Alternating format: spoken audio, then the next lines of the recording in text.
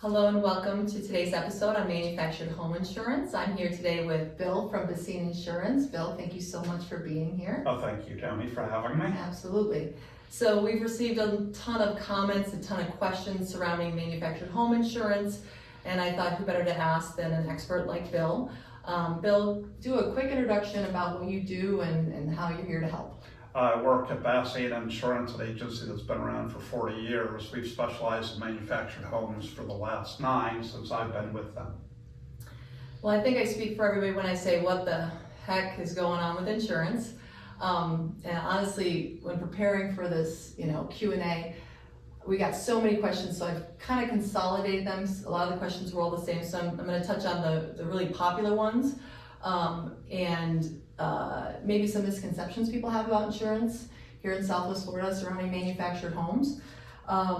So I think I'll start with, I think the most important or the most popular question we get is, my agent told me I couldn't get insurance on my mobile home because it was too old. That is incorrect. Citizens, the state-run company, will write any age manufactured home. So Okay. 1950, 1960, just a lot of companies don't want to deal with Citizens, so they don't write with them. Okay. But as long as it meets the criteria, I can write any age home. So what is that criteria? It has to be updated. It can't be over water. It has to be occupied at some point in time. It can't be vacant. Okay, when you say updated, what does that mean? The roof has to have at least 5 years life expectancy. It can't have polybutylene plumbing or knob and tube wiring. You get a 4-point inspection, which is roof, heat and air, electric and plumbing. And as long as there's no deficiencies listed, then it's considered updated. Okay, so any year home, as long as it passes a good 4-point inspection, can't be over water, has to be occupied at some point, which I think most people come here to visit, Yeah, see some folks, we deal with them all the time. Okay, wonderful. So that debunks a lot of the questions we had about misconceptions. A lot of people don't know my home's in the 1970s, it was too old. That's actually newer. The only issue we ever had was prior to 1970, but Citizens could still write that. Do you anticipate any changes in the next 60 days to manufactured home insurance that maybe we haven't seen in the last 6 months? We may have more companies coming in after hurricane season. Okay, when does hurricane season end? November 30th. Now, is that just for insurance or November 30th? Hurricane season per the National Weather Service ends on November 30th. Okay, so that's an important date, people. So it starts when? June 1st. June 1st, okay. So June 1st to November 30th. But we have a new company already coming in October 1st Okay. for homes that are 83 and newer. Okay. Which will help out some of these parks where Citizens requires flood insurance. Okay, wonderful. That's great news. Another question we received was that many homeowners were being told that if they wanted to get insurance, they had to get both flood and wind. If you have Citizens and you're in a flood zone, they require that you get flood insurance. Okay. Now, the reason for that, as far as using a little bit of logic here, after Ian, they had so many homes in South Fort Myers that had the homeowners but not flood, and tried to claim the flood is wind when it wasn't. Mm-hmm. Citizens finally threw up their arms and said, fine, if you're in a flood zone, you have to get flood insurance. I think the argument would be if you get storm surge that's caused by wind.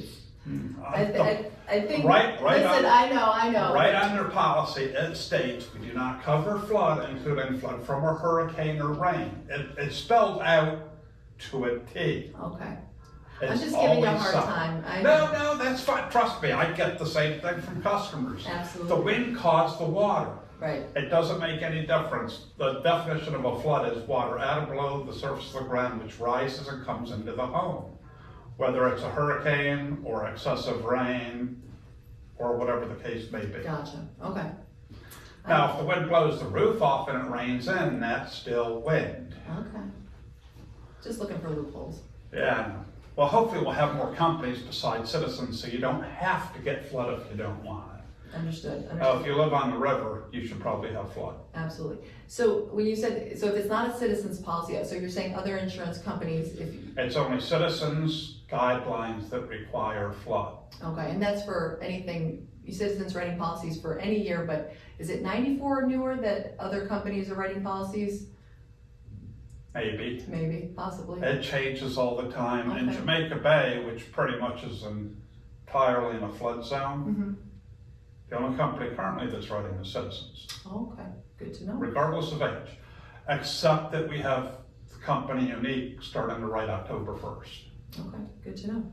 So what's included in a policy? Because I've had some of my customers question, the carport or the storage shed or the content. So what, in general, it would be included in their policy?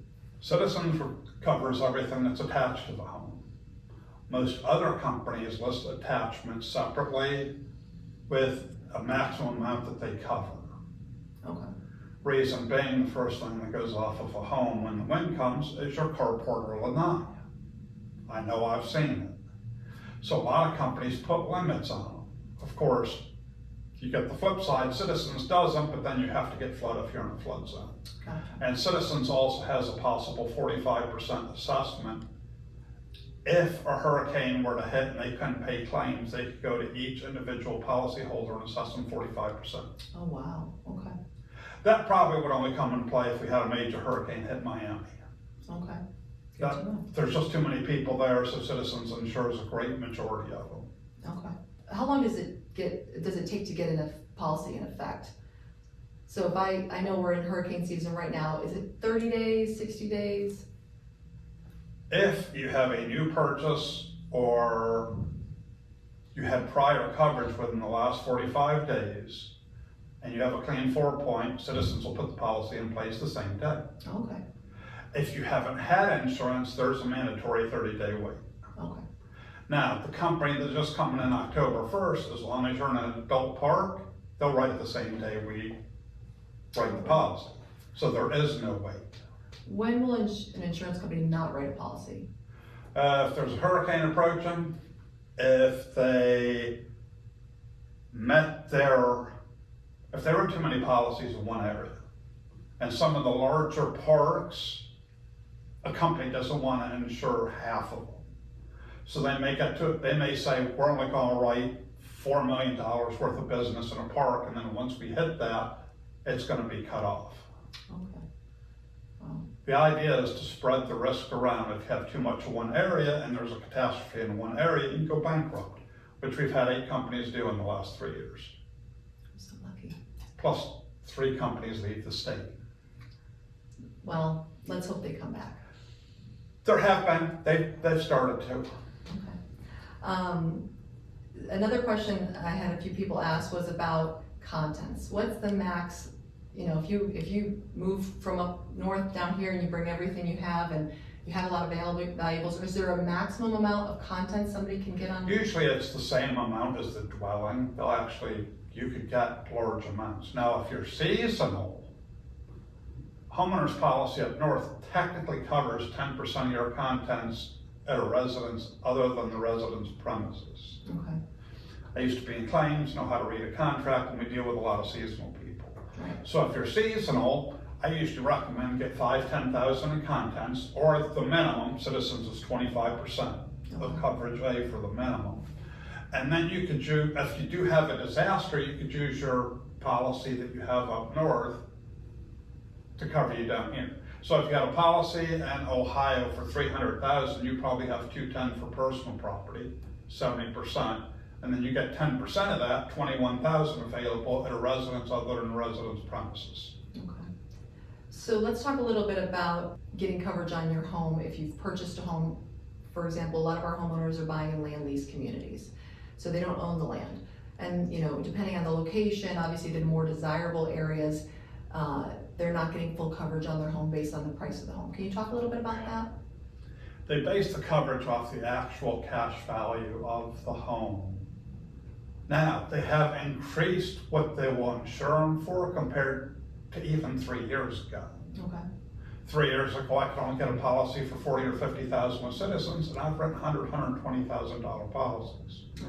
But yes, and there's some markets, you get in Bonita and Naples and South Fort Myers, where the real estate value is a lot higher than even a replacement cost. Mhm. So our hands are kind of tied to what we can insure it with. Although we're always going to try to insure it for the most we possibly can as soon as you call or stop in. And what determines that? The location? And Citizens uses Marshall, Swift and Boca replacement cost estimator, which determines the actual cash value. Okay. They just changed that. They used to use different.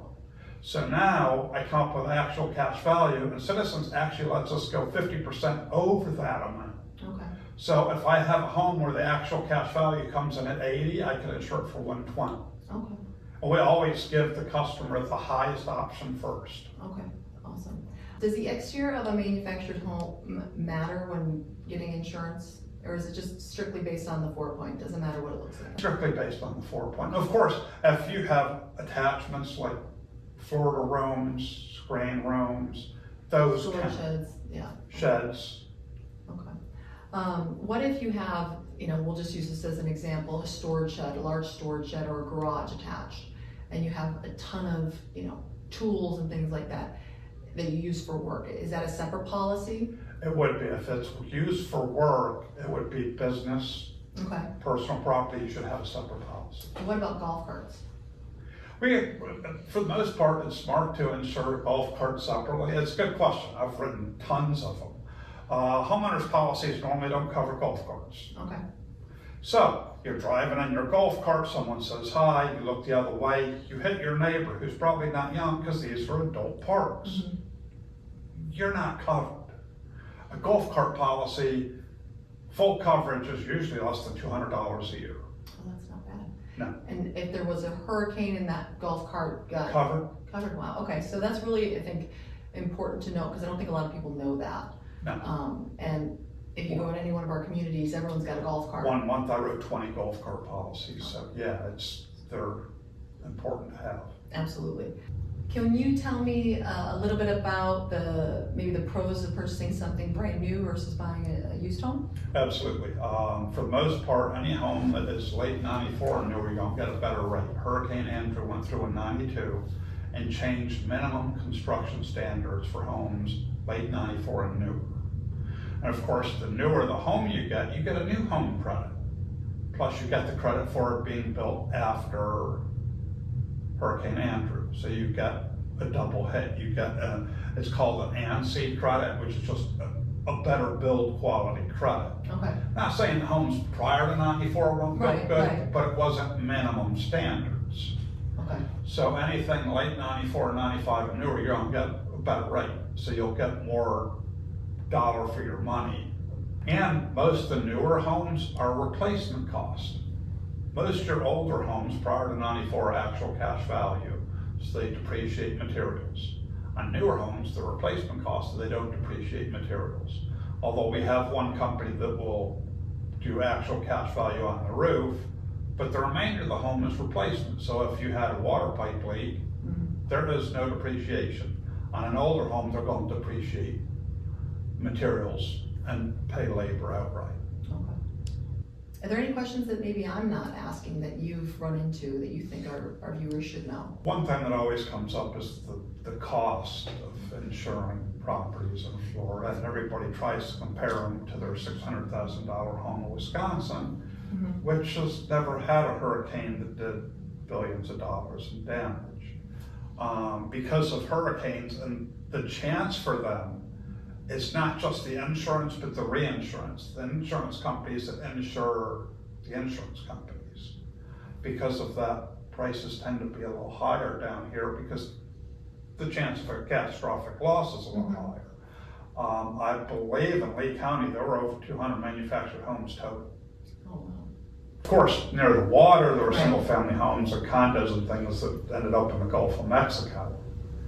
But as far as everywhere else in the county, it was manufactured homes took the brunt of the damage. Are there any areas in Fort Myers that are not in flood zones that, you know, that you can speak Yeah, to? North Fort Myers, there's some areas in North Fort Myers. As you know, Poinsettia Park, there's some area at 33905, there's areas that are not in the flood zone. And North Fort Myers, believe it or not, it's actually going north, it's the left side of the highway. Okay, That's not in a flood zone, but the right side tends to be. okay. It just, of course, in North Fort Myers, if you're not on the river, the flood insurance is a little bit more reasonable. Mhm. If you're in South Fort Myers or on the river, it tends to be higher because your chances of flooding are higher.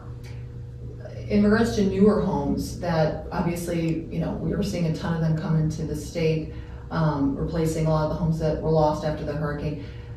What does the insurance look like for those? It's really good price. I mean, it's still not inexpensive, but you get 3 times the coverage for probably less money than an older one. Okay. I just had Stephen, one of our reps, he just did a home for $185,000. It was $2,100 a year. Well, that's not bad. Bill, what should someone do in case of damage or a claim to their home? What I told everybody after Hurricane Ian, you want to protect your home from further damage. You could do temporary repairs. Contact the claims department. And in the case of a hurricane, be patient because it takes time. If you get hit by lightning, a lot of times they'll handle it in-house. If you have major damage to a roof, tarp the roof, protect water from coming in. If you have a pipe that's broken and does damage, you can replace the pipe. It's probably not covered anyhow. They don't cover wear and tear deterioration, but they cover the water damage. The big thing is protect your home from further damage, contact claims, and they'll walk you through it. When you said temporary repairs, do you mean like tarping the roof, keeping Tarping the roof, if a pipe breaks, you can replace it. Okay. Or turn the water off altogether. Absolutely, but you can turn the water off and then have a plumber come in and fix the pipe so you can have water. Okay. What are some of your most common claim questions, or the most common claims, other than obviously hurricanes? Water damage is probably the big one. That's why we've got a company that's limiting water damage to 10,000.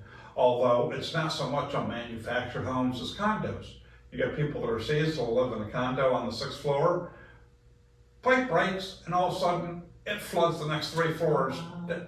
We had one in Cape Coral where the 2nd floor flooded, the person underneath them was seasonal, and the person next door had water in his closet. Oh, wow. And he probably didn't know. Nope, there's $200,000 in damage in the 2 units. So water's a big one, and that's why if you have water claims, your options may be limited to the insurance you could get. Okay. Well, I appreciate you coming in, and can you think of anything else before we let you? Not off the top of my head. If anybody has any questions, feel free to reach out to us or to you, and you can reach out to me. If you guys want additional information about insurance, you can go onto our website, mobilehomelady.net. Bill's information will be on there. You can reach out to him directly.